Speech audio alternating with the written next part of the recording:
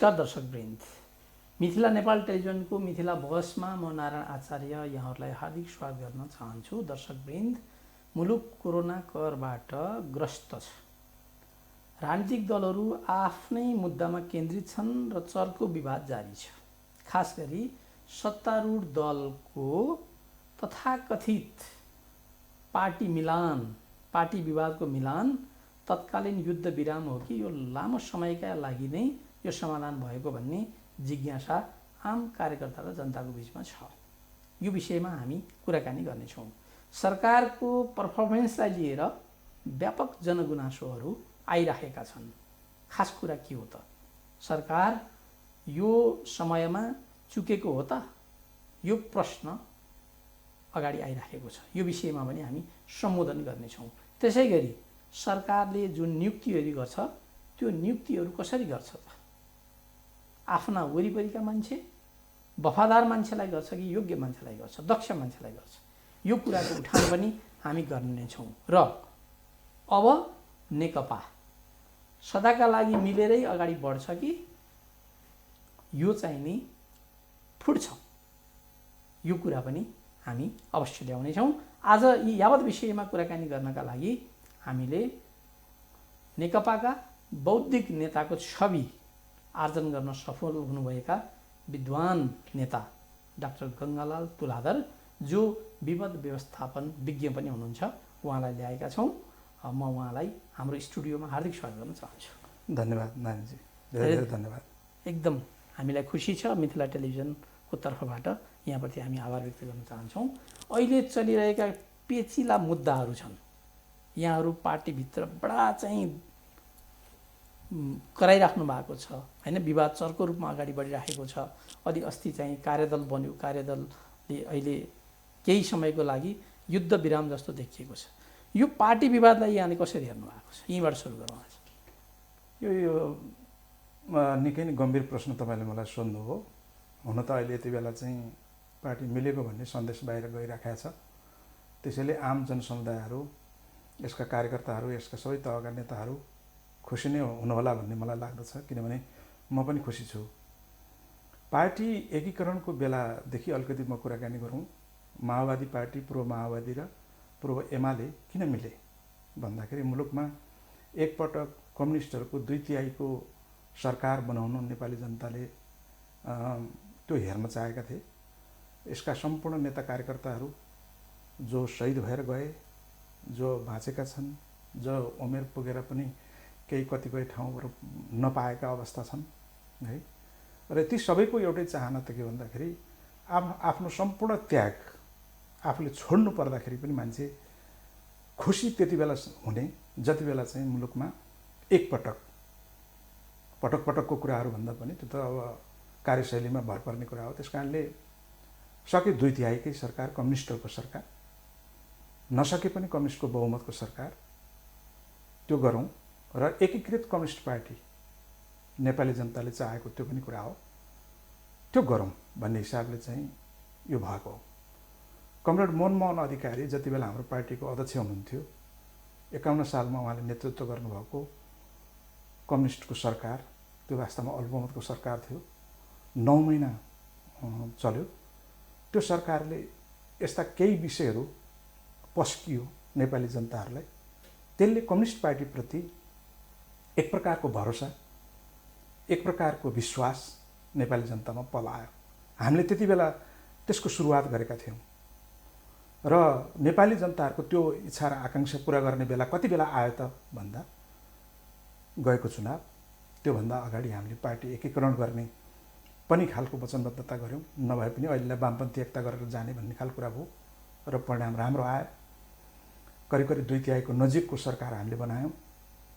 2टा शक्तिशाली पार्टीहरू, जनआधारित पार्टीहरू, त्यो पार्टी मिल्यो र एकीकृत कम्युनिस्ट पार्टी भयो। र कम्युनिस्ट पार्टी एकीकृत भइसके पछाडि हामीले कहीँ नभएको जात्रा हाँडी गाउँको भने जस्तो नि 2टा अध्यक्षको चयन गर्ने खालको कुरा भयो। 2टा अध्यक्ष भनेर भनेको सामान्यतया एउटा म्यानमा 2टा तरबार अड्दैन भने जस्तै दुईमुखी। र त्यो चाहिँ त वास्तवमा गाह्रो हुन्थ्यो। गाह्रो त्यहीँबाट सुरुवात गऱ्यौँ हामीले। गर्दाखेरि हामी बडो उत्साहित भयौँ र केही छिटो पनि गऱ्यौँ। केही पूर्वाधारहरू नपुग्दै होइन यसको सम्भावित खतराहरू के हुन सक्छन् भन्ने खालको कुराको आकलन नगर्दै बडो हतारले एउटा चकमा दिने किसिमले हामीले एकता गऱ्यौँ। एकता गर्दा दुईटा अध्यक्षको कुराकानी गऱ्यौँ होइन। परिभाषा पनि राम्रो राम्रै आयो। ठुलो जेट चलाउने खालको कुरा चाहिँ एउटा पाइलटले चल्छ भन्ने खालको पनि कुरा आयो। मान्छेलाई हो जस्तो लाग्यो, हामी वफादार कार्यकर्ताहरूलाई पनि त्यो पनि हो जस्तो लाग्यो। दुईटा अध्यक्षले चाहिँ कामको उपयुक्त किसिमले बाँडफाँड गर्छन् होला भन्ने हामीले ठानेका थियौँ। एक दिन होइन, 2 दिन होइन, 2 वर्षसम्म हामीले त्यो खालको कुर्यौँ, तर त्यस्तो चिजहरू भएन। एउटा अध्यक्षसहितको शक्तिशाली प्रधानमन्त्री, शासन बागडोर मेरै हातमा छ भने जस्तो तरिकाले चल्ने र सहमतिभन्दा अर्को तरिकाले जान नसक्ने भएको कारणले गर्दाखेरि जतिसुकै शक्तिशाली भए पनि अर्को अध्यक्ष अलिकति निरीह जस्तो देखिने र स्वाभाविक रूपले चाहिँ उहाँहरूको बिचमा शक्ति युद्धहरू पनि चल्दै गयो र हामीहरू पनि चाहिँ के भने किताबन्दी हुँदै गयौँ होइन। त्यसले चाहिँ सरकार पनि अप्ठ्यारोमा पर्दै गयो। उसका पर्फर्मेन्सहरू राम्रो देखिन पर्नेमा चाहिँ राम्रो देखिन सकेन। समयहरू हामीले धेरै व्यतीत गऱ्यौँ। अब 1-2 महिना पछाडि त हामी 3 वर्षमा पुग्दैछौँ। 3 वर्ष पछाडि हामी बिस्तारै चाहिँ के भने घाममा डाँडामाथिको घाम भने जस्तै अब त अर्को तयारीमा लाग्नुपर्ने खालको स्थिति छ। 3 वर्षसम्म हामीले के गऱ्यौँ त भनेर भन्दा हामीलाई चाहिँ यो गऱ्यौँ भनेर जनताको अगाडि निर्भीकतापूर्वक जसरी 51 सालमा मनमोहनजीको सरकार पछाडि हामी जसरी गयौँ त्यसरी जान सक्ने खालको स्थिति छैन। उति बेलाको प्रधानमन्त्रीजीले के भन्नुभयो होइन, प्रधानमन्त्री बन्नुभन्दा एउटा असल नागरिक भएर बाँच्नु र बस्नु र बन्नु चाहिँ गाह्रो रहेछ। मेरो सम्पूर्ण जीवन राष्ट्रलाई, यस्तो भावनाका साथ उहाँ चाहिँ के भने समर्पित भएर लाग्दै। अब डाक्टर साहब, एउटा यहाँले अलिकति कार्यकर्ता बिचमा, जनता बिचमा एउटा बौद्धिक छवि पनि छोड्न सफल हुनुभएको छ। यहाँ पहिला शिक्षा मन्त्री पनि भइसकेको व्यक्तित्व होइन। पार्टीमा पनि यहाँको आफ्नै लामो इतिहास छ। यो जुन पार्टी एकीकरणका कुरा गरियो नि, बुझेकी मान्छेले चाहिँ के भनेका छन् भन्दाखेरिमा त्यति बेलाको तत्कालीन नेकपा, माओवादी र एमाले, अब यो फरक फरक स्कुलिङबाट आएका पार्टीहरू, सैद्धान्तिक रूपले पनि फरक फरक धारका चाहिँ नि पार्टीहरू, एउटा जनयुद्धको चाहिँ बेसबाट आएको पार्टी होइन। एउटा बहुदलीय परिपाटीलाई उति बेलै भनौँ न जनताको बहुदलीय जनवाद जब मदन भण्डारीले ल्याउनु भएको त्यो नीतिलाई मान्ने, यो त पदको डिभिजन हो, यो त चाहिँ नि सत्ताको बाँडफाँड हो। प्रचण्डले अध्यक्ष पाए होइन। अब यता एमालेमा प्रशस्त चाहिँ जनआधार भएको पार्टी, क्याडर बेस पार्टी होइन। अनि दुईटा चाहिँ नेताहरूलाई यहाँहरू जस्तो मान्छेहरू सबै मिलेर दुईटा नेताले जे चाहिँ नि निर्णय गर्छन् त्यो कुरा हामीलाई चाहिँ ठिक छ भनेर ताली पिटेपछि त यो अवस्था आउनु स्वाभाविक हो नि। मैले अघि भने कति चिजहरू चाहिँ हतारमा हामीले गऱ्यौँ। त्यो हतारमा गर्दा एउटा कुरा चाहिँ के चाहिँ बडो नराम्रोसँग चाहिँ के भन्दाखेरि हामी चिप्लेको रहेछौँ भन्ने मलाई लाग्छ भनेर भने दुईजना अध्यक्षको सहमतिबाट सबै पार्टी निर्णयहरू हुने, पार्टी निर्णयहरू चाहिँ त्यस पछाडि चाहिँ लागू गर्नुपर्ने हामीले बाध्यकारी खालको स्थिति हुने भने जस्तो प्रकारको चाहिँ के भन्दाखेरि भावभङ्गित आउने, लेटर आइने स्पिरिट ठ्याक्कै त्यस्तो नभए पनि चाहिँ त्यसको प्रभाव चाहिँ त्यसरी पर्ने र दुईजनाको सहमति नहुँदाखेरि चाहिँ केही कामै अगाडि बढ्न नसक्ने त्यो प्रकारको चाहिँ स्थिति हामीले चाहिँ गर्न पुगेछौँ।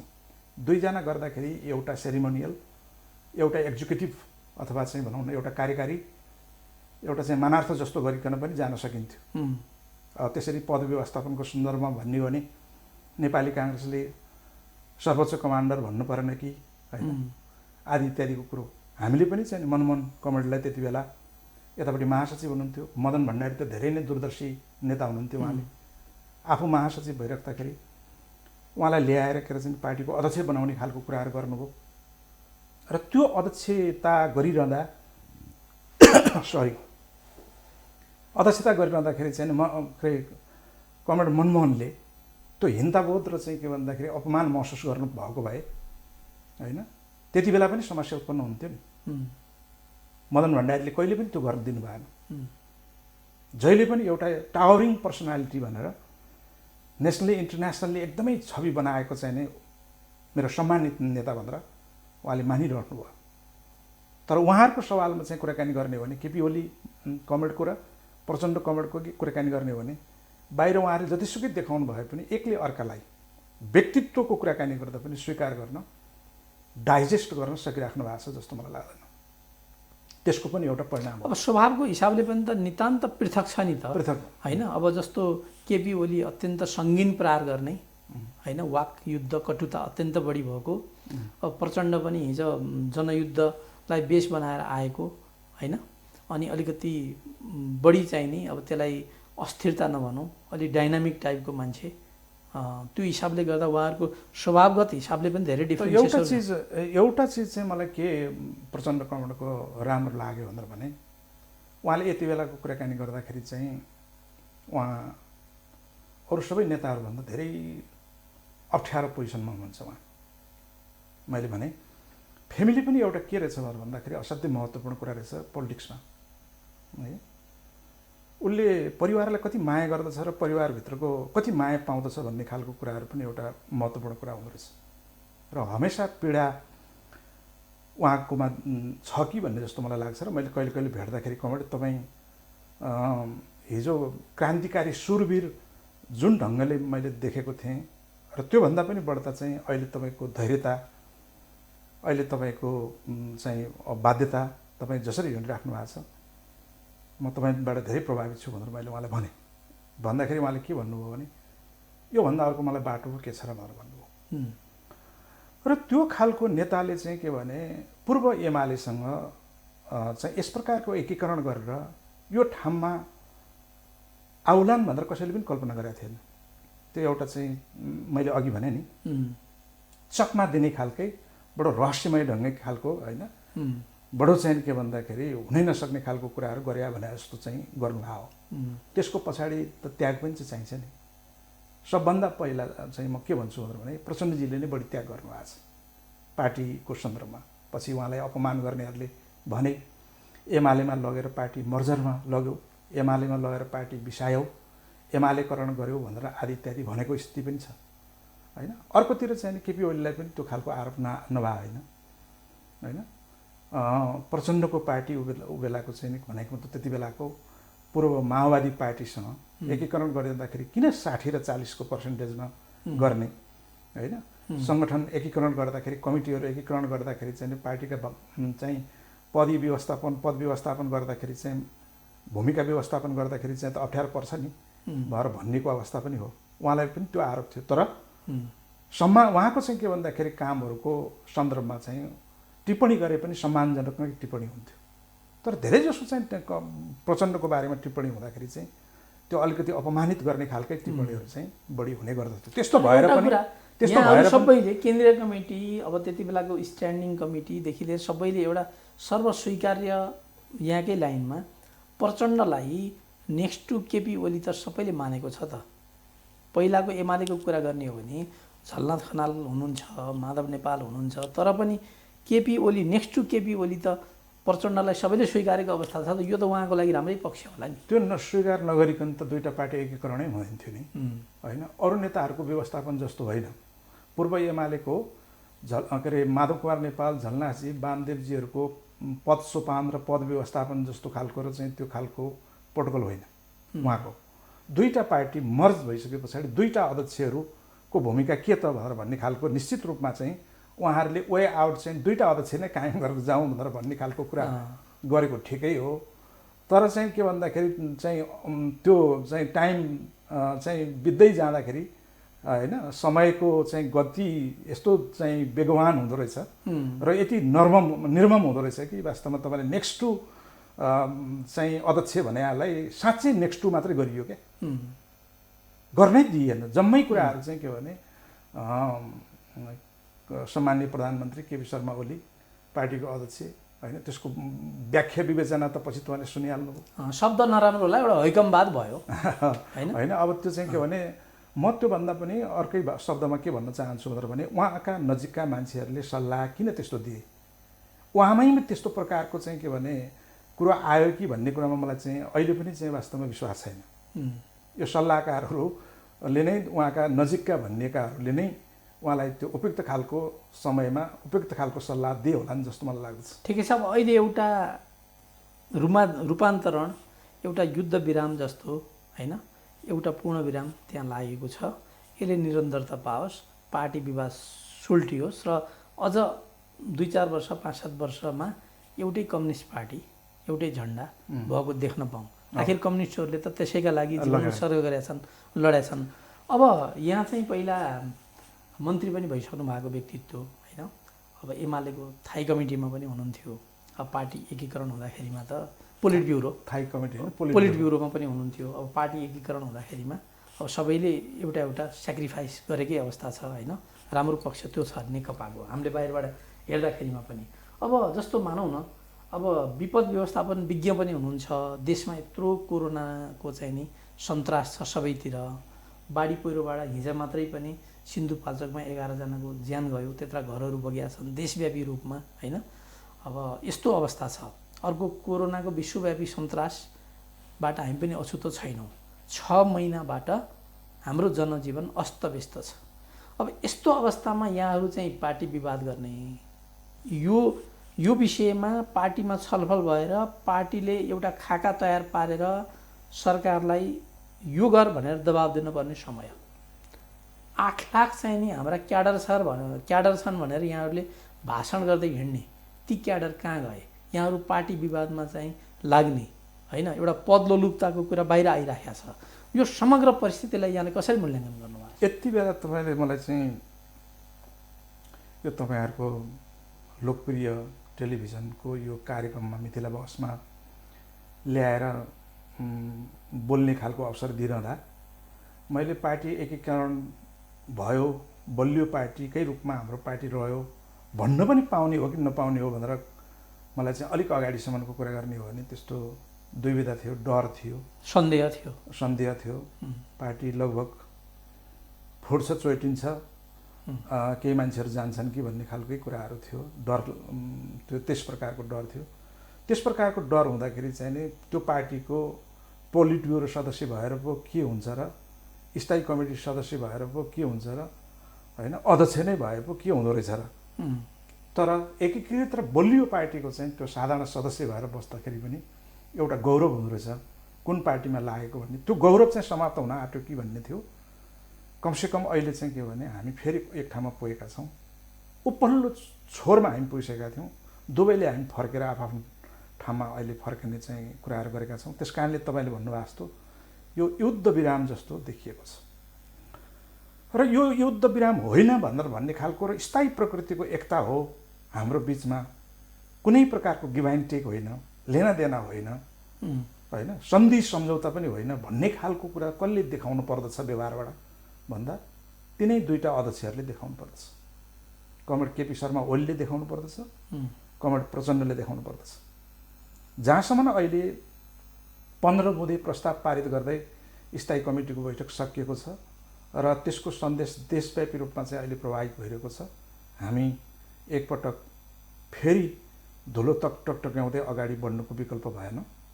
हामीले इतिहासमा गम्भीर भुल गऱ्यौँ, हामीले समय बर्बाद बनायौँ।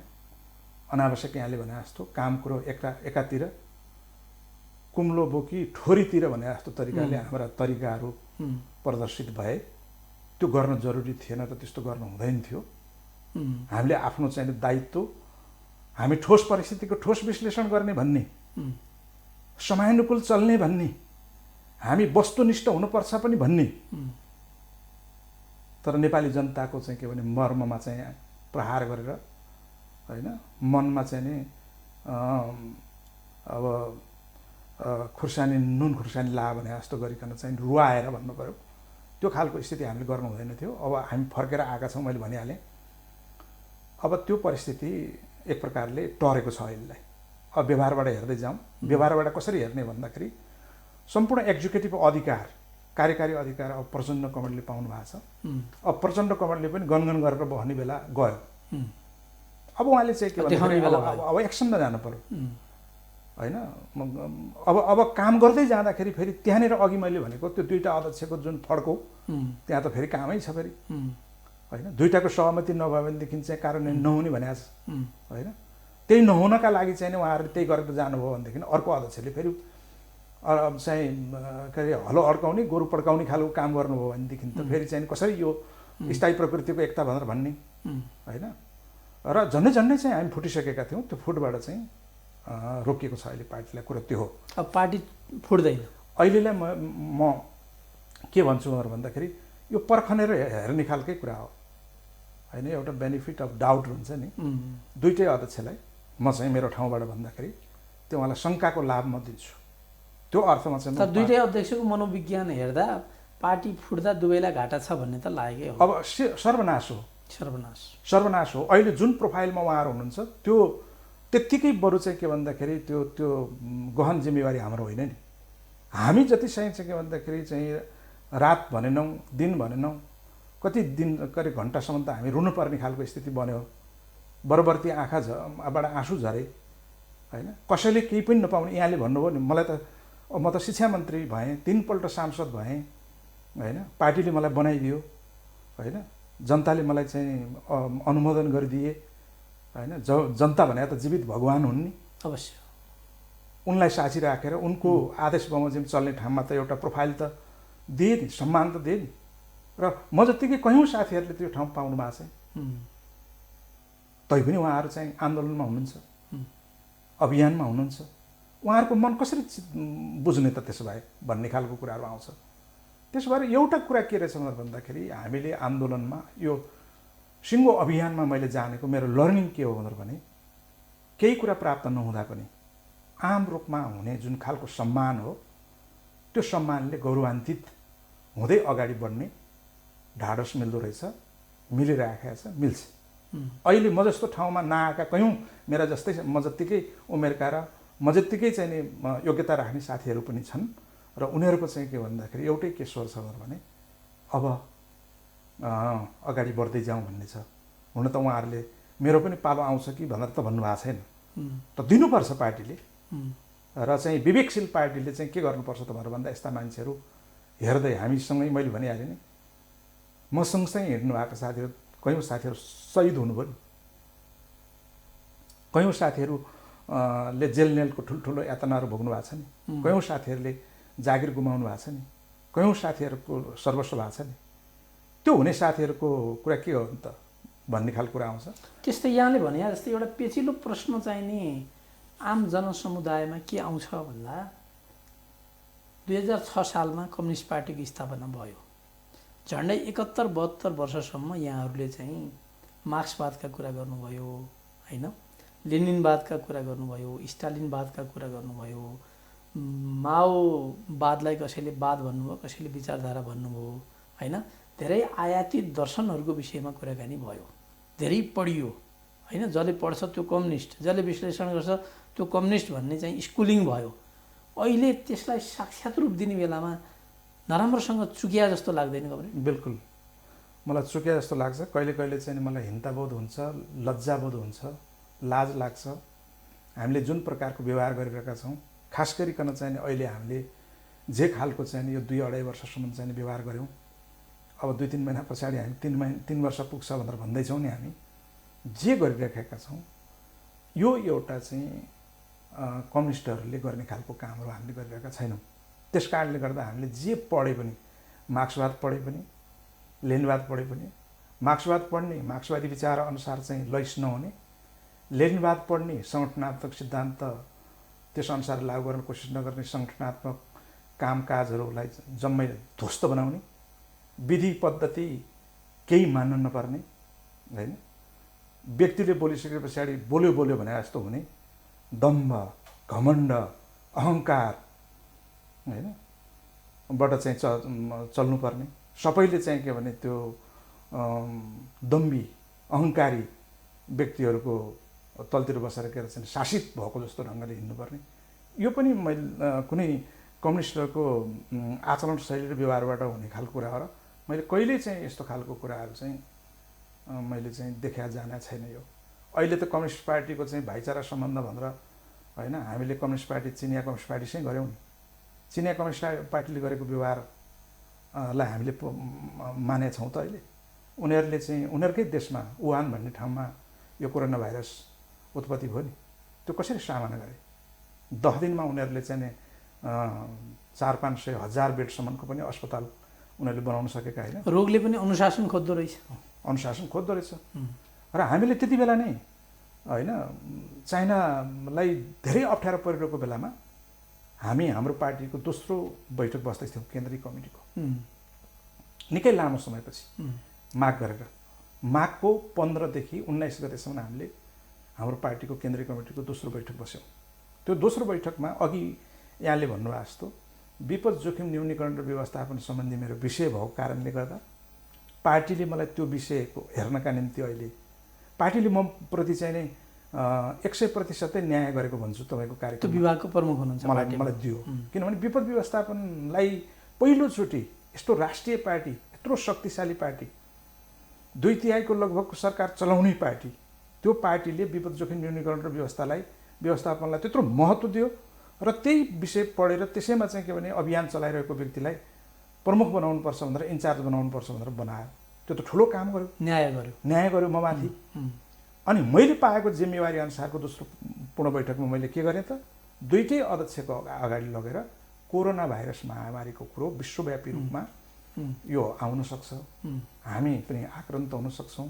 अहिले त यति बेला त एउटा विद्यार्थीको मात्रै कुरा छ, तर यस्तो होइन है कमरेडहरू। यो कोरोना भाइरस महामारी भने चाहिँ पहिलेका महामारीहरू, प्लेगका कुराहरू, स्पेनिस फ्लूका कुराहरू, अरूका बिफरका कुराहरू आदि इत्यादिका कुराहरू हेर्नुहोस्, यो कति डरलाग्दो थियो। हामी त हेर्नुहोस् झाडा पखाला जस्तो महामारी पनि नियन्त्रणमा समयमै लिन नसकेर 254 जना मान्छे एकै ठाउँमा मरेको खालको चाहिँ नि भोगाइहरू भोग्ने मान्छेहरू। त्यस कारणले गर्दाखेरि कृपया यो दोस्रो पूर्ण बैठकले यो विषयलाई गम्भीरतापूर्वक लियोस् र निर्णय गरोस्। आजैदेखि निर्णय गरेर यो बैठकले निर्णय गरेर सरकारलाई पनि निर्देशन दियोस् र सम्पूर्ण पार्टी पङ्क्तिलाई त्यही अनुसारले निर्देशित गरियोस् भनेर भने। दुईटै अध्यक्षले यो कुरा स्वीकार गर्नुभयो माघ महिनामा। अथवा अझ सामान्य प्रधानमन्त्री केपी शर्मा ओलीको कुर्सी भनौँ न, जहाँ उहाँ बसिराख्नु भएको थियो, उहाँको पछाडिपट्टि गएर कमरेड यसको गम्भीरतालाई बुझ दिनुहोस् भनेर भने मैले दिएँ। लेखेर दिएको मेरो प्रस्ताव उहाँले राम्रोसँग पढ्नुभयो। उहाँको इमान्दारी त चाहिँ के छ भन्नु होला भनेर भने उहाँलाई जच्नुपर्छ क्या पहिला, त्यो कुरो ठिक लाग्नु अथवा चाहिँ भनौँ न जायज लाग्यो भनेर भने त्यो काम गरेरै छाड्नुहुन्छ कि। मेरो त्यो प्रस्तावलाई उहाँले पढ्नुभयो होइन, बैठकले निर्णय गर्यो र त्यो आफ्नो क्लोजिङ रिमार्क्स दिने बेलामा होइन, समापन मन्तव्य दिने खालको कुरामा कोरोना भाइरसको सन्दर्भमा मैले त्यहाँ जे कुराहरू उल्लेख गरेका थिएँ तिनै कुराहरूलाई समेत पनि उल्लेख गरेर सम्पूर्ण पार्टी पङ्क्ति अब यसको निम्ति सचेत हुने, पूर्व तयारीमा लाग्ने, पार्टीका तर्फबाट सरकारमा भएका मन्त्रीहरू आफ्नो जिम्मेवारी अनुसार त्यसमा खट्ने लाग्ने भनेर भन्नुभयो। तर उहाँ चाहिँ बिरामी फेरि भनेको मतलब दोस्रो पटक उहाँको मृगौला प्रत्यारोपणको निम्ति उहाँ चाहिँ बस्नुपर्ने त्यही बेला चाहिँ संयोग त्यो बेला भयो। उहाँ पछाडिका चाहिँ जिम्मेवार मन्त्रीहरूले उहाँको जस्तो भूमिका निर्वाह गर्ने खालको कुराहरू हुने खालको स्थिति भयो। त्यस पछाडि के भयो अनि गडबड हुन थाल्यो, प्राधिकरण गठन भएको छ, गडबडले पनि काम गर्न सक्थ्यो, गडबड सुरु गरिहाल्यो। अनि त्यस पछाडि संविधानको मर्मअनुसार भएन होइन। संविधानको भाग 4 धारा 51 भएको व्यवस्था पूर्व तयारी, विपदको पूर्व तयारीको परिकल्पना गर्छ। त्यसले पूर्व तयारी भनेको प्रिपेयर्डनेस हो, त्यसले प्रतिकार्यको चाहिँ नि परिकल्पना गर्छ। प्रतिकार्य भनेको रेस्पोन्स हो, त्यो भनेको खोज उद्धार र राहत हो, सर्च रेस्क्यु होइन रिलिफ भन्छौँ। त्यस पछाडि चाहिँ के भन्दाखेरि पोस्ट डिजास्टरको कुरा आउँछ। त्यति बेला चाहिँ रिकभरी भन्छौँ हामी, पुनर्लाभ, रिहेबिलिटेसन भन्छौँ, पुनर्स्थापना, रिकन्स्ट्रक्सन भनेर भन्छौँ, पुनर्निर्माणको कुरा। यो सबै तिनै चरण, विपद पूर्वको चरण, विपद भइरहेको बेलाको चरण र विपद पश्चातको चरणलाई संविधानले पहिलोचोटि ग्रहण गरेको छ। यो विश्वमै हाम्रो चाहिँ पहिलो एक्जाम्पल भन्ने पनि हुन्छ। संविधानमै यस्तो कसैले पनि गरेका छैनन्। त्यो गर्नका निम्ति हामीलाई एउटा खास खालको कुराले हामीलाई पाठ चाहिँ भने दिएकै हो। 72 वैशाख 12 गतेको भुइँचालो नआइदिएको भए सायद त्यो हुँदैन थियो, संविधानै लेखिँदैन थियो, दलहरू पनि एक ठाउँमा आउँदैन थियो भन्छु म चाहिँ। त्यो पनि भयो। यहाँहरू जस्तो विपद व्यवस्थापन विज्ञको संविधान सभामा सहभागिता हुनु पनि थियो भएर के चाहिँ त्यो खालको कुराहरू चाहिँ बताइयो। मैले त हेर्नुहोस् 150 जति सांसदहरूलाई एक ठाउँमा ल्याएँ। सबै सम्मानित नेताहरू, प्रमुख प्रतिपक्षी दलको नेता, पूर्व प्रधानमन्त्रीहरू, हरेकलाई मैले यसको इम्पोर्टेन्स बताएँ होइन। र यो वास्तवमा संविधानमा लिपिबद्ध पनि भयो। त्यस पछाडि हामीले ऐन बनायौँ, विपद जोखिम न्यूनीकरण व्यवस्थापन ऐन 2074 बनायौँ। त्यो 74 के अरे त्यो ऐन बनिसके पछाडि त मुलुक संघीयतामा गइसकेको परिवेशमा कुन अधिकार साझा होइन, कुन अधिकार चाहिँ एकल भन्ने खालको कुरामा, कसका एकल अधिकारमा विपद व्यवस्थापन, कसका चाहिँ साझा अधिकारमा चाहिँ विपद व्यवस्थापन भन्ने खालको कुरा हामीले स्पष्ट रूपमा व्यवस्था गऱ्यौँ संविधानमै। त्यो खालको कुराकानी गर्दाखेरि चाहिँ स्ट्रक्चरली यो विपद व्यवस्थापन, विपद जोखिम न्यूनीकरण र व्यवस्थापनको निम्ति एउटा स्ट्रक्चरली नै यति धेरै व्यवस्था भएको, हामी एउटा फेडरलिजम गइसकेको अवस्थामा, संघीयतामा गइसकेको अवस्थामा सङ्घको सरकार, प्रदेशको सरकार र स्थानीय सरकारहरूको जुन जुन चाहिँ रूप छ त्यही रूपमा चाहिँ विपद व्यवस्थापनको संगठनात्मक ढाँचा हामीले तय गऱ्यौँ। त्यो चलाउनको लागि चाहिँ हामीले फन्डिङको व्यवस्था गऱ्यौँ चारै तहमा। हामीले चाहिँ के भने त्यो के अरे इमर्जेन्सीको बेलामा त्यसका अपरेसनहरू, त्यो एउटा इन्सिडेन्ट कमान्ड सिस्टम भन्छौँ हामी, एकीकृत कमान्डको एउटा सिस्टमबाट चाहिँ चलाउनका लागि अपरेसन सेन्टरहरू, त्यो चाहिँ national emergency operation centre, provincial emergency operation centre, district emergency operation centre र लोकल इमर्जेन्सी अपरेसन सेन्टर, यसरी चाहिँ समन्वयात्मक ढङ्गले जाने भन्ने एउटा पनि ऐनमा व्यवस्था गरिसके पछाडि यो कोभिड-19 भनेर भने त अहिले कोभिड-19 भन्ने नामबाट चाहिँ यो कोरोना भाइरस महामारी भनेर जुन किसिमले नाम ल्याउँ, कोरोना भनेर पो हामीले संविधानमा ऐनमा उल्लेख गरेका छैनौँ त। त्यहाँ त महामारी त हामीले भनेकै छौँ। महामारी भनेको विपद हो। विपद व्यवस्थापन गर्नको निम्ति राष्ट्रिय प्राधिकरणको व्यवस्था गरेका छौँ। सम्माननीय प्रधानमन्त्रीको अध्यक्षतामा राष्ट्रिय परिषद छ, माननीय मुख्यमन्त्रीहरूको अध्यक्षतामा प्रदेश परिषद छ, र तल चाहिँ के भन्दाखेरि मेयर उपमेयरहरूको अध्यक्षतामा स्थानीय विपद व्यवस्थापन समितिहरू छ भनेर भनेपछि त्यसैलाई चाहिँ स्थायी प्रकृतिको संरचना संविधानले परिकल्पना गरे अनुसार, ऐनले परिकल्पना गरेको चाहिँ संरचनालाई क्रियाशील बनाइदिएको भए हुन्थ्यो नि होइन। अहिले जति पनि विवादमा आएको छ त्यो विवाद त्यसैले धान्थ्यो। किनभने विपद व्यवस्थापनको कुराहरू गर्दाखेरि त एकल सूचीमा, एकल अधिकारको सूचीमा स्थानीय निकायहरूलाई छ, स्थानीय सरकारहरूलाई छ। अहिले कोभिड-19 को बारेमा खास गरिकन चाहिँ कोही लडेको छ भनेर भने है, जसरी फ्रन्टलाइनरहरू भनेर चाहिँ हामी डाक्टर नर्सहरूलाई भन्छौँ, सुरक्षा कर्मीहरूलाई भन्छौँ, पुलिसलाई भन्छौँ, सेनालाई भन्छौँ, शस्त्र प्रहरीलाई भन्छौँ होइन। त्यस्तै गरिकन चाहिँ नजिकबाट लड्ने भनेको, व्यवस्थापन गर्ने भनेको स्थानीय सरकार। स्थानीय सरकारलाई चाहिँ निरीह बनाएर होइन, सङ्घीय सरकारका मन्त्रीहरू, सङ्घीय सरकारका मन्त्रालयहरूको बिचमा त्यो पनि समन्वय गरिदिए भए पनि राम्रो हुन्थ्यो। समन्वयसम्म पनि उपयुक्त ढङ्गको नभएर होइन, कन्फ्रन्ट्रेसन त्यस्तो गरिदिएर हुँदा त दुईटा मन्त्री तीनटा मन्त्रीको बिचमा बोलचाल नै छैन कि भने जस्तो खालको व्यवहार जो देख्न पर्ने स्थिति भयो। त्योभन्दा दुःख लाग्दो कुरा के हुन्छ होइन। हामीले त्यो पनि बिहोर्यौँ। र यी जम्मै खालको कुराहरू चाहिँ म त के भन्थेँ भने अब हामीले गरेको व्यवहार क्रियाकलापहरू मौका पाउँदा, समय पाउँदा, उनी मनमन 9 महिना हुँदा चाहिँ मनको सरकार हुँदाखेरि अहिलेको सामान्य प्रधानमन्त्री केपी शर्मा ओली गृहमन्त्री हुनुहुन्थ्यो। गृहमन्त्री हुँदाखेरि केपी ओलीलाई त्यति बेला के भन्थे भन्दा केपी शर्मा ओली चलाउँदैन गोली भनेर भन्थे। त्यति बेला चाहिँ चलाउँदैन गोली भनेर भनेको मतलब त्यस्तो प्रकारको गृहमन्त्री हुनका लागि वातावरण चाहिँ के थियो त भनेर भन्दा जतासुकै पनि चाहिँ अप्ठ्यारो मात्रै थियो। त्यो आन्दोलनका कुराहरू गर्नुहुन्छ, सिभिल मुभमेन्टका कुराहरू गर्नुहुन्छ, अनेक खालको कुराहरू गर्नुहुन्छ भनेर भने त्यो बेला त्यस्तो थियो नि। तर गोली नचली पनि चाहिँ 9 महिना त बित्यो नि। त्यसको पछाडि पनि कारण छ नि।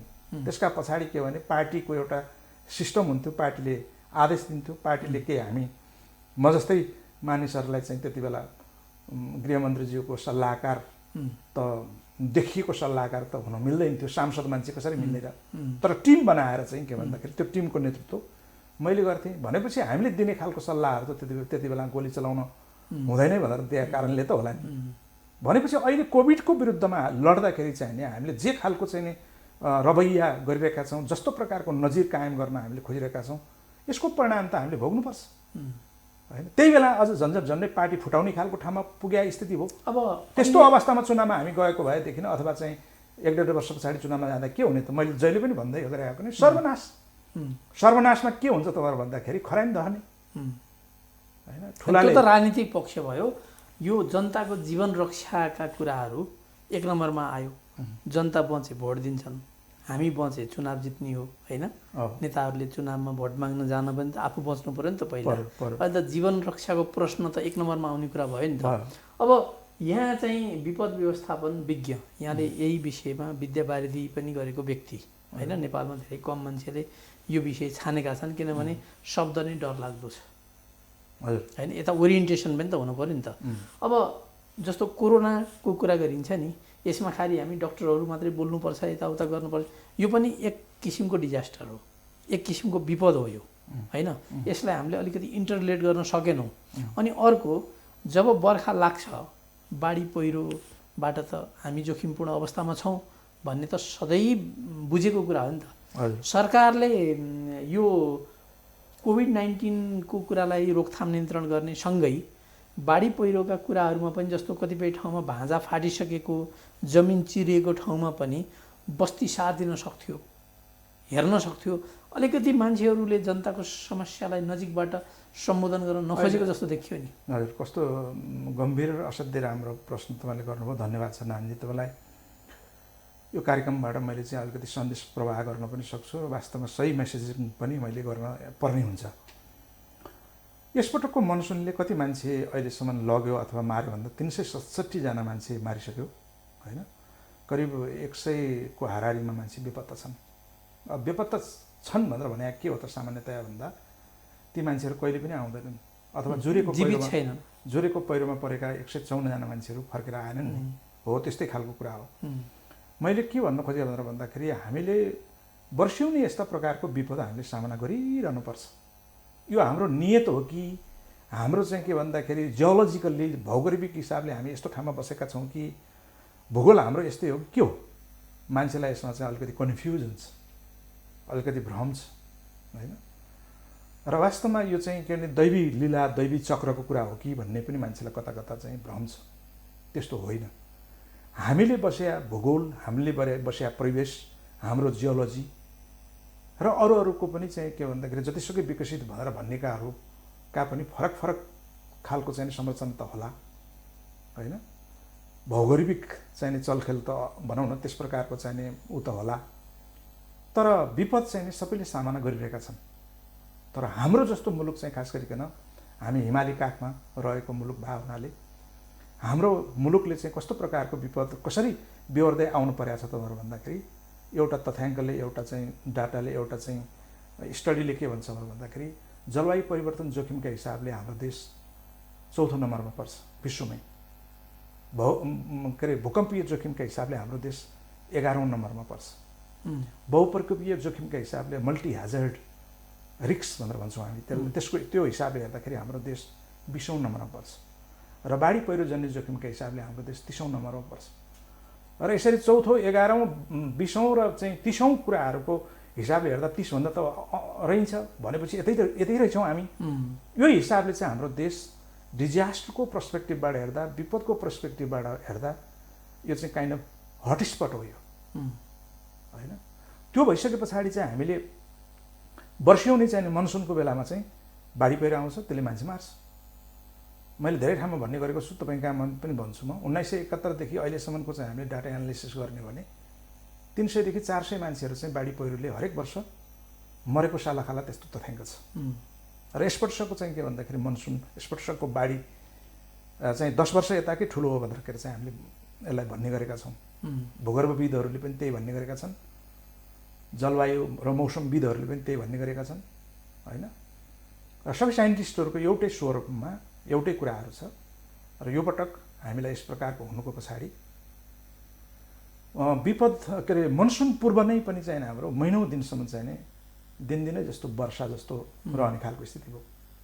अरब र हिन्द सागरमा उत्पन्न भएको अस्वाभाविक खालका चाहिँ नि वायु को चाहिँ मतलब चाप न्यून चापिए कुराहरूको कुरा चाहिँ मौसम विज्ञानविदहरूले ज्यादा भन्छन्। त्यो कति डरलाग्दो किसिमको रह्यो भनेर भन्दाखेरि मनसुन सुरु हुनुभन्दा अगाडि नै पर्वतमा एउटा ठुलो पहिरो गयो, त्यसले पनि मान्छे मार्यो। अनि त्यसबाट त हामीले के सङ्केत पाइसकेका थियौँ भनेर भने यसपटक चाहिँ यो विपदमा धेरै ठुलो बर्बाद हुन्छ है, जनधनको क्षति हुनसक्छ है भनेर भन्ने कुरा हामीलाई लागेको थियो। त्यही अनुसारले मैले चाहिँ लेखेर पढेर बोलेर चाहिँ भन्न थालेँ। सामान्य प्रधानमन्त्रीलाई भेटेर वा सन्देश पठाएर वा टेलिफोनबाट अथवा उहाँका मार्फत कसरी कुराहरू पुर्याएर हुन्छ, उहाँ कहाँ पनि कुराहरू पुर्याएर विपद पूर्व नै मनसुन पूर्व नै तपाईँहरू बैठक बसेर सामान्य प्रधानमन्त्रीको अध्यक्षतामा भएको राष्ट्रिय परिषदको बैठक, विपद जोखिम न्यूनीकरण र व्यवस्थापन राष्ट्रिय परिषदको बैठक तपाईँहरू बसिदिनुहोस्, बसेर यो मनसुन पूर्व तयारी गर्नुहोस् र कुन ठाउँ सबभन्दा खतरा छ भनेर भन्ने खालको कुराहरूमा चाहिँ अहिलेदेखि मानिसहरूलाई त्यो ठाउँमा नबस्नका निम्ति होइन अस्थायी रूपले भए पनि टेन्ट नै भए पनि काहीँ व्यवस्था गरेर अलिक सुरक्षित ठाउँमा राख्नुहोस्। जस्तो धादिङ, सिन्धुपाल्चोक, दोलखा 72 वैशाख 12 गतेको भुइँचालोले 29 गतेको भुइँचालोले थिलथिल्तो पारेको ठाउँ हो। राष्ट्रिय पुनर्निर्माण प्राधिकरणले 5 वर्षदेखि नै धेरै अध्ययन गरेको छ होइन। विश्वका थुप्रै विश्वविद्यालयहरूका प्रोफेसरहरूले यहाँ आएर अध्ययन गरेका छन्, कति त रिमोटली पनि अध्ययन गरेको स्थिति छ। अहिले त प्राधिकरणै गठन भएको छ, प्राधिकरण गठन भएको, गृह मन्त्रालयमा पनि एउटा विभाग छ हैन, शाखा छ। अनि यी सबै खालको कुराहरू यसले जम्मै चाहिँ भन्दै आएको कुरा हो। त्यो प्राधिकरण चाहिँ 6-8 महिना अगाडि चाहिँ 10 महिना अगाडि जति बनेको हो। त्यो प्राधिकरण अहिले बनिसकेपछि त्यसको संस्थागत सुदृढीकरण भइसकेका छैन। योग्यतम मान्छे नियुक्ति भए पनि उनले मन फुकाएर, दिल फुकाएर, मुठी फुकाएर काम गर्न सक्ने खालको स्थिति अहिले पनि छैन। किनभने सरकारले त्यसरी चाहिँ प्रायोरिटी त्यसलाई दिइरहेको छैन, बजेट त्यसरी छुट्याउने खालको काम गरिरहेको छैन। तथापि अरू किसिमका चाहिँ नि जस्तो हामीसँग मौसम जल पूर्व अनुमान गर्ने त्यस किसिमको चाहिँ नि हामीसँग अहिले भरपर्दो निकाय त बनिसकेका छ। 3 ठाउँमा देशको राटर राख्ने हिसाबले चाहिँ कामहरू भइसकेका छ। सबै ठाउँमा त छैन, तर पनि अब हाम्रो चाहिँ धेरै ठाउँमा हामीले चाहिँ यस्तो खालको चाहिँ यो चाहिँ जस्तो वर्षा मापनको लागि इक्विपमेन्टहरू राखिसकेका छौँ। यो जम्मैले कुन ठाउँ कति खतरा कहाँ के हुन्छ भन्ने कुरा हामीले अहिले चाहिँ बाढीको पूर्वानुमान गर्न सक्छौँ हामी। अनि अब स्वाभाविक रूपले पहिरो कुन कुन ठाउँमा जान सक्छ त भनेर भन्दा त्यो त भूगर्भविदहरूले भन्दैकै छन्। हामीसँग प्रतिवेदन हातमा छँदैछ। डाक्टर साहबको विचारमा ज्ञान स्रोत भन्दा पनि, ज्ञान साधन स्रोत भन्दा पनि अलिकति अभिमुखीकरणको समस्या हो भन्ने लाग्छ। सबभन्दा पहिला त सरकार र जिम्मेवारहरूको विवेकको कुरा हो यो। उहाँहरू कति विवेकी बन्नुभयो भन्ने कुरा हो। ध्यानाकर्षण पनि भएन। ध्यानाकर्षण कसरी अलिअलि त भएकै हो, कसरी अलिअलि मात्रै भनेर भनौँ भने जस्तो हामीले र भनौँ न यो साइन्समा काम गर्नेहरूले त धेरै पहिलादेखि भन्दै आएका हुन्। भन्दिनका निम्ति भन्दै होइन, अध्ययन गरिदिनका निम्ति गरिदिए होइन, होइन रिपोर्ट बनाइदिनेका निम्ति एक ठाउँ रिपोर्ट चाहिए भएर बनाइदिए त्यो पनि होइन। त त्यहाँ विवेकशील प्राणीहरू छन् र उनीहरूले साइन्सको कुरा सुन्छन् र साइन्सलाई बेस गरेर अनि त्यसको सिफारिसलाई लागू गर्छन् भनेर भन्ने एक्जिक्युसनमा समस्या भयो। सिन्धुपाल्चोकको लिदिमा के भयो, मैले धेरै ठाउँमा भन्दै आएको कुरा तपाईँसँग पनि मैले फेरि दोहोऱ्याएर भन्छु। त्यहाँका जनताहरूले पहिरोले चाहिँ उनीहरू चाहिँ के भन्दाखेरि मारिनुभन्दा 10 दिन जस्तो अगाडि नै उनीहरूले निवेदन लेखेर निवेदन दिएर रहेछन्। सिडिओले समेत गुनासो गर्नु होइन। त्यस्तो हुँदाहुँदै पनि चाहिँ कमसेकम त्यहाँका जनताहरूले ल अहिले स्थायी प्रकृतिले चाहिँ तपाईँको त्यहाँ त गर्नुपर्ने के हो त भन्दा स्थानान्तरणको कुरा हो। जोखिमयुक्त बस्ती रातो क्षेत्रबाट हरियो क्षेत्रमा स्थानान्तरण गर्ने भन्छौँ क्या सामान्यतया हामी। भनेको मतलब रेड जोनबाट ग्रिन जोन भनेर भनेको मतलब चाहिँ खतरा चाहिँ मतलबको रिस्क जोनबाट होइन सेफर जोनतिर चाहिँ जनताहरूलाई सार्नु पर्यो भनेर भन्ने कुरा हो क्या। त्यो चाहिँ के भने अर्बौँ रुपियाँ त्यसको लागि, करोडौँ रुपियाँ त्यसको लागि चाहिँ छुट्याएर पनि चाहिँ इम्प्लिमेन्टेसन हुन नसक्नु, जनताले त्यसको चाहिँ नि प्रतिफल पाउन नसक्नु भनेर भने त विवेकसँग जोडिएको कुरा हो नि अवश्य। र साथसाथै अर्को कुरा के भनेर भन्दाखेरि यहाँले भन्नुभएको अभिमुखीकरणको कुराकानी गर्दा चाहिँ म चाहिँ के भन्ने गर्छु भन्दा नागरिक शिक्षा, विपद जोखिम न्यूनीकरण सम्बन्धी नागरिक शिक्षा चाहिँ त्यो चाहिँ राजनीतिक दलले चलाउनुपर्छ भनेर भन्ने चाहिँ सचेतनता अभियान चाहिँ राजनीतिक दलले चलाउनुपर्छ भन्ने मान्यता राखेर हामीले 2073 मा राजनीतिक दल सम्बन्धी ऐन बनाउँदा त्यसको दफा 20 को उपदफा ट र ड मा त्यो कुरा व्यवस्था गर्यौँ। त्यो भने के त भन्दाखेरि हरेक राजनीतिक पार्टीले उसको काम कर्तव्य अधिकारभित्रै त्यो कुरा राखिया छ र त्यो हामीले के भन्यौँ भन्दा सम्पूर्ण राजनीतिक दलहरूले त्यसका नेता कार्यकर्ताहरूले अघि यहाँले भन्नु 8 लाख सदस्य भनेर भन्नु हो, हामीले मात्रै 8 लाख सदस्य भने हो, हामीभन्दा धेरै देखाउनको लागि र हुन पनि सक्छ। काङ्ग्रेसले त 10 लाख पनि भन्छ कहिले कहिले। यति चाहिँ सदस्य भएकोहरूले सदस्यमा मात्रै चाहिँ गएर एउटा चाहिँ के भन्दाखेरि विषयको एउटा मन्त्र मात्रै दिएर के मान्छेलाई जोगाउने, मान्छेलाई मर्न नदिने, अनाहकमा मर्न नदिने होइन, त्यसको निम्ति यो यो यो स्टेप चाहिँ नि गर्दा हुन्छ भनेर भन्ने खालको कुरा त आम जनचेतनामुखी शिक्षा त चलाउन सक्थ्यो होला नि। त्यो राजनीतिक दलहरूले चलाउनु पर्ने कुरा चाहिँ विपद जोखिम न्यूनीकरण र व्यवस्थापन सम्बन्धी यो शिक्षा चलाएर विपद पूर्व चाहिँ विपदको पूर्व तयारीका निम्ति सहयोग गर्ने भन्ने खालको कुरा उल्लेख छ क्या। भनेपछि त पूर्व तयारीमा त हामी कहाँ जुट्या देखियो त, कोरोना होस् न अहिलेको चाहिँ के भने मनसुनको कुराहरू होस्। अब यो समग्र राष्ट्र सञ्चालन, राज्य चलाउने, जनताले राज्यप्रति भरोसा गर्ने, आखिरमा इन्डाइरेक्टली त कम्युनिस्टहरूको सिद्धान्त स्थापित भयो नि विश्वव्यापी रूपमा, स्टेट पावरफुल हुनुपर्छ। अहिले अमेरिकामा पनि, हामीले चुनाव, युरोपमा पनि होइन स्टेटको रोल देखियो के, प्राइभेट निजी क्षेत्रबाट सबै कुरा हुन्न भन्ने कुरा त प्रष्टियो त संसारभरि। अहिले नागरिकको जीवन रक्षाको लागि स्टेट आफैले चाहिँ लगानी गर्नु पर्यो भन्ने कुरा त देखियो। अब मेरो चाहिँ यहाँसँग एउटा प्रश्न के छ भने, यहाँ धेरै कुराहरू समय सीमित भएको कारणले यहाँसँग धेरै कुराहरू छलफल गर्नुपर्ने थियो। यहाँले पञ्चायतकाल पनि बिहोर्नुभयो, राजनीति गर्नुभयो होइन, ज्यान जोखिममा पारेर विद्यार्थी राजनीति गर्नुभयो, बहुदलीय व्यवस्थामा त यहाँ सभासद हुनुभयो होइन, सांसद हुनुभयो, अनि अब अहिले गणतन्त्रमा पनि यहाँ पार्टी, शक्तिशाली पार्टीको एउटा राष्ट्रिय नेता।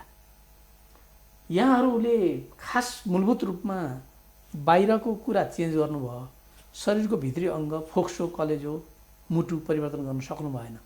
पुलिसमा के परिवर्तन गर्नुभयो यहाँहरूले, सेनामा के परिवर्तन गर्नुभयो, ब्युरोक्रेसी, थाई सरकार, हिजो पञ्चायत कालको भन्दा पनि अझै तल्लो मानसिकताको चाहिँ ब्युरोक्रेसी छ। अनि यहाँहरू संवैधानिक अङ्गहरूमा त्यहीँबाट टप टप त्यही पुराना सचिव, ती खिएका रस्टेड मान्छेहरू होइन, निश्चित समयावधिपछि रिटायर हुन्छन्, तिनलाई नै लिएर राख्नुहुन्छ। र अहिले रिसेन्टली अख्तियार दुरुपयोग अनुसन्धान आयोगको विषयमा कुराकानी आयो, नवीन घिमिरे त्यहाँको प्रमुख आयुक्त बाहिरिनु भयो, 1000 रुपियाँ घुस खाएको आरोपमा एकजनाको ज्यान गयो, एउटा खरदार होइन, एउटा खरदारको चाहिँ नि ज्यान गयो भने यहाँ काण्डै काण्ड। अहिले मैले काण्डहरू यहाँलाई भने यहाँ 50औं 100औं काण्डहरू छन्, जम्मै काण्ड मलाई थाहा छ। त्यस कारण त्यतातिर मुखरित नहुँ। मूलभूत रूपमा चाहिँ नि परिवर्तनको लागि बाधक के भयो यहाँहरूलाई? 2 तिहाईको सरकार, 2 तिहाईको सरकार। एउटा त हामीले सरकार विश्वमै एउटा गजबको दृष्टान्त दियौँ होइन, चुनाव लडेर कम्युनिस्टहरूको होइन मार्क्सवादलाई चाहिँ आफ्नो मार्गदर्शक सिद्धान्त मान्नेहरू, लेनिनवादलाई आफ्नो दस्तावेजमा भए पनि सिद्धान्त मान्नेहरू होइन, चुनाव जितेर पहिलो पटक प्रचण्ड बहुमत सहितको होइन, प्रचण्डले मद्दत गरिसके पछाडिको प्रचण्ड होइन कि त प्रचण्ड क्या, त्यो चाहिँ ओभरवेल्मिङ मेजोरिटी भन्छन् नि, अभूतपूर्व त्यस्तो मेजोरिटी पाएको सरकार हामीले यस्तो खालको हामीले गऱ्यौँ। असाध्य डेमोक्रेसीको चाहिँ के भन्दाखेरि एकदमै राम्रो खालको एक्सर्साइज हुने भनेर भनिएका कतिपय ठाउँमा होइन, कतिपय ठाउँमा चुनाव भएको चुनावलाई हामी हेरौँ, अब चुनाव हुनेवाला चुनावहरूलाई हेरौँ, त्यहाँ कस्ता कस्ता प्रकारका षड्यन्त्रहरू भइरहेका छन्, कस्ता कस्ता किसिमका धाँधलीका स्वरूपहरू तरिकाहरू आउन खोजिरहेका छन्। यी जम्मै खालको कुराहरू हामीले हेऱ्यौँ। तर त्यो जम्मै कुराहरूलाई चाहिँ हामीले चाहिँ जितेर विजय प्राप्त गरेर कम्युनिस्टको सरकार बनाइसके पछाडि कम्युनिस्ट सरकार बनाउनु पर्या किन भन्ने औचित्य साबित हुने गरिकन, औचित्य पुष्टि हुने गरिकन हाम्रो लिडरसिप हामीले देखाउनु पर्थ्यो। पहिलो कुरा त्यो लिडरसिप देखाउन सकेन भन्छु म, हामीले सकेनौँ होइन। लाग्ला अहिलेको सामान्य प्रधानमन्त्री केपी शर्मा ओलीजीलाई लाग्ला म चाहिँ एकदमै चाहिँ क्वालिफाइड लिडर हुँ, म भिजनरी लिडर हुँ, विश्वमुखै अरू नेताभन्दा पनि म के कम, यत्रो प्रचण्ड बहुमत मैले प्राप्त गरेर आएको, मलाई वास्तवमा दिएको मेरो चाहिँ के भने एजेन्डालाई चाहिँ जनताहरूले अनुमोदन गरेको हो भन्ने कुरा मलाई लाग्न सक्छ र कहिले कहिले त्यही कुराहरू चाहिँ मुखरित हुन्छ। त्यो नभइदिएको भए हुन्थ्यो। उहाँको शुभचिन्तकका हैसियतले पनि म के अब भन्नु यहाँहरूलाई त यसरी बोल्न पनि पार्टीले बन्देज लाछ हैन? अब यसरी अब यो बन्देज लायो भन्ने मैले पनि सुनेको छु। अब त्यो चाहिँ बन्देज अब चाहिँ मैले पार्टीले कारबाही नै गर्नुपर्ने अथवा चाहिँ बन्देजै लगाउनु पर्ने खालको कुरा मैले तपाईँको कार्यक्रममा बोलेको छैन। त्यस कारणले मलाई चाहिँ पक्कै कारबाही हुँदैन। तर मैले त गतिलो लिडरसिप स्थापित हुनुपर्छ भनेर भने हो। मैले भनेकै कारणले गर्दाखेरि चाहिँ बरु हाम्रो कार्यशैलीमा सुधार आयो भनेदेखि त त्यो राम्रो कुरा हो होइन। लिडरसिप हामीले अहिलेको समयानुकूल चाहिँ हाम्रो नेतृत्व हामीले देखाउने खालको कुरामा हामी चुकिरहेका छौँ। कम्युनिस्ट पार्टीले लिडरसिप देखाउने खालको कुरामा हामी चुकिरहेका छौँ होइन। र यो त कस्तो भन्नु होला भनेदेखि चाहिँ यो अहिले कोरोना भाइरस महामारीको 8 महिनाको यो कार्यकालका यो समय हाम्रो निम्ति एउटा चाहिँ यो बहानाबाजीको ठुलो बाटो भइदिया मात्रै हो। नत्र भनेदेखि चाहिँ नि सिभिल मुभमेन्टहरू अनि ठुल्ठुला हुन्थ्यो जस्तो मलाई लाग्छ होइन। ज्यादा डाउन भएपछि अब हिउँद लाग्छ होइन। अब त्यो चाहिँ अब त्यो पार्लिमेन्ट पनि हामी बन्द गरिदिन्छौँ होइन। जति बेला बोल्नुपर्ने, जति बेला बाढी पहिरोको कुराहरू उठाउनु पर्ने, जति बेला कोभिड-19ले पारिरहेको चाहिँ उसको बारेमा। अनि मेरो मूल प्रश्न के थियो भन्दाखेरिमा हामीले जुन संवैधानिक परिषदको सिफारिसमा नियुक्ति हुने हजुर म भन्दैछु अङ्गहरू छन् त्यसमा राज्यको ठुलो लगानी छ नि, केही पनि काम नगरिकन चाहिँ त्यसै तलब खाने। अहिले हेर्नुहोस् है, तपाईँको कुरा मैले बुझेँ, तपाईँको समय पनि छैन, मैले पनि अब छुट्याएरै म भन्छु। अहिले कुनै पनि हामीले चाहिँ गरेको विपद के अरे हामीले चाहिँ गरेको नियुक्तिहरू, संवैधानिक नियुक्तिहरू बाँकी रहेका खाली भएका त छाडिदिनुहोस्। विश्वविद्यालय खाली छ नेतृत्वविहीन छ होइन। यो कुराहरू एकछिनलाई थातिराख्नुहोस्। भएका चाहिँ के भन्दाखेरि हामीले गरेका चाहिँ निर्णयले जुन जुन व्यक्तिहरूका बारेमा हामीले निर्णय गरेर लैजाने भनेर भन्यौँ, त्यो कोही पनि व्यक्तिहरू चाहिँ आहा भन्ने खालको होइन अनि एकदम ठिक गर्यो भनेर भन्ने प्रकारको निर्णय चाहिँ हामीले गरेका छैनौँ र कुनै न कुनै प्रकारले चाहिँ विवादमा हामी तान्नेका छौँ। नम्बर 1। नम्बर 2, यहाँले भन्नुभएको जस्तो ब्युरोक्रेसीमा हिजो काम गरेका सचिव भएका, मुख्य सचिव भएका अथवा त्यो खालको ओहदामा पुगेका मान्छेहरूसँग एक प्रकारको एक्सपर्टिज हुन्छ, त्यो पक्कै हो। कामको अनुभव हुन्छ।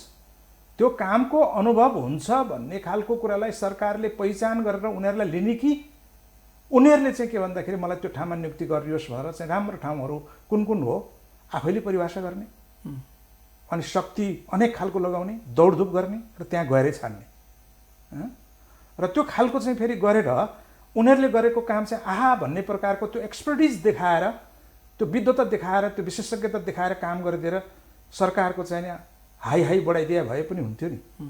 जनताको मर्मअनुसार काम गरिदिया भए पनि हुन्थ्यो नि। सुशासन काम ल्याइदिन खोजिया भए हुन्थ्यो नि होइन।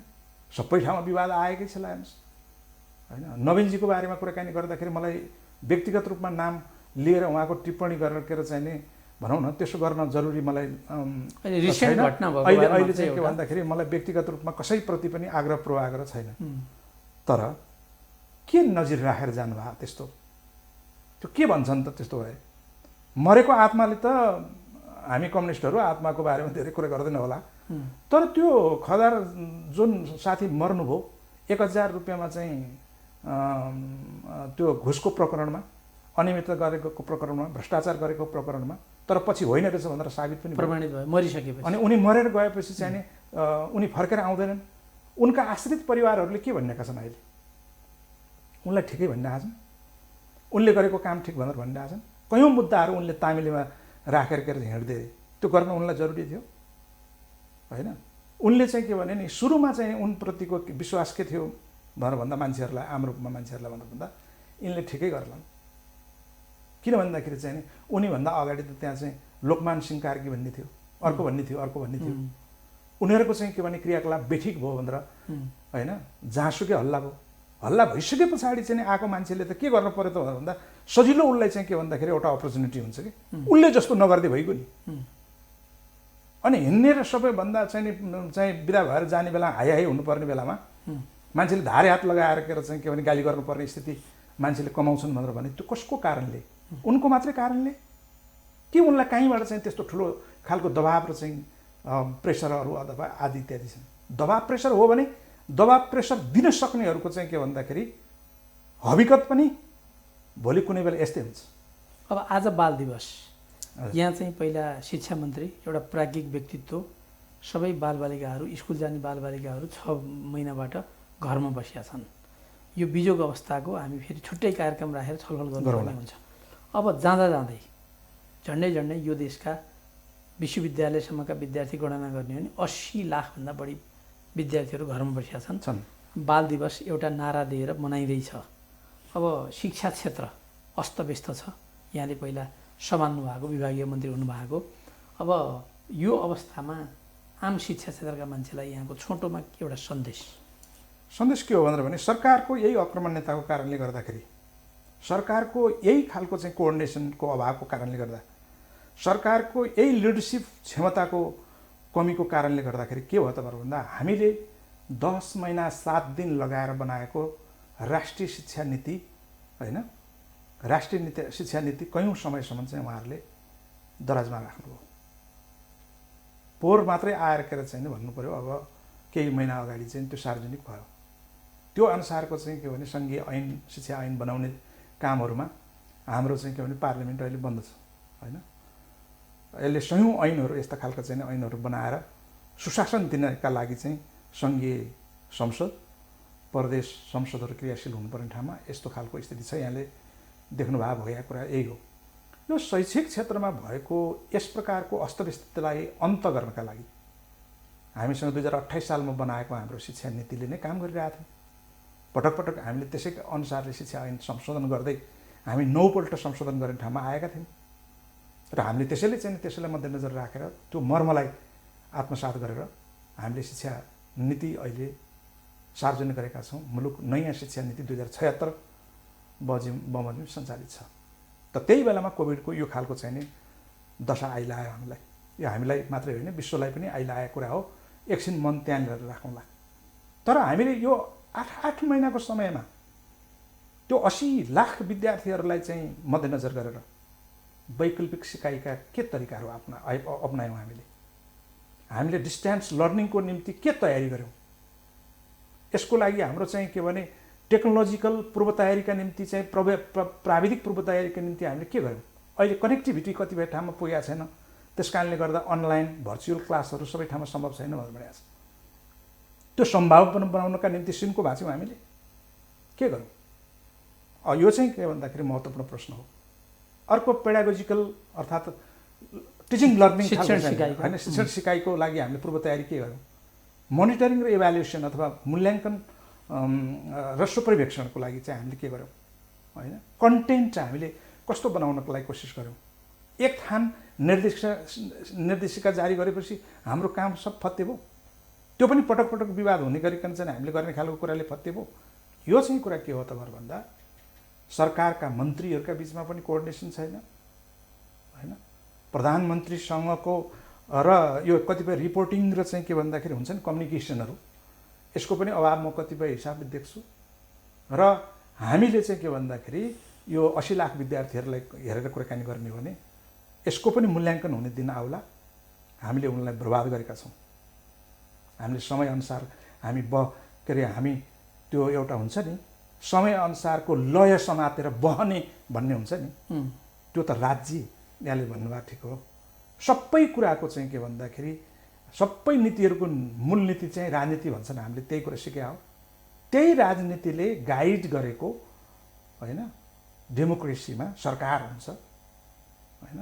संविधान ऐन नियम अनुसार चल्या हुन्छ र उसले 5 वर्षको म्यान्डेट पाए हुन्छ भनेर भने त्यो 5 वर्ष उसले होइन गुणात्मक रूपमा अरूको भन्दा भिन्न परिणाममुखी प्रकारको लिडरसिप दिनु पर्थ्यो। त्यही चुकेका छौँ। समय र संवादका लागि धेरै धन्यवाद। धेरै धन्यवाद मान्य तपाईँलाई।